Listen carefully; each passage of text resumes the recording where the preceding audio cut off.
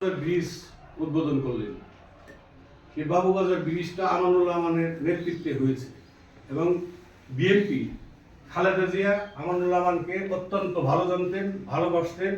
বিধায়ী উনি যা চাইতেন কেরানীগঞ্জের জন্য সবকিছু ওনাকে দিয়ে দিতেন।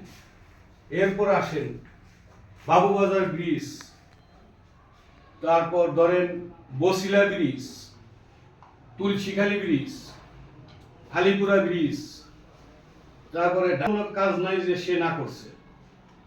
এবং কি পাশাপাশি গ্যাস, বিদ্যুৎ, রাস্তা ঘাট উনার কাছে যে যেটা বলছে সাথে সাথে সে উনি পূরণ করছে ইনশাল্লাহ।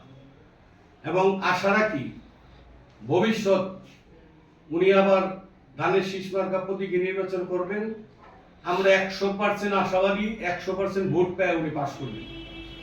ভবিষ্যতে যদি কোন রকম কোন কাজের দরকার পড়ে, আমার চোখে তো পড়ে না যে এই কাজটা বাকি আছে, সে সম্পন্ন করছে, এর মতো যদি কারো দরকার পড়ে বা কোনো জায়গায় দরকার পড়ে ইনশাল্লাহ উনি করে দিবেন।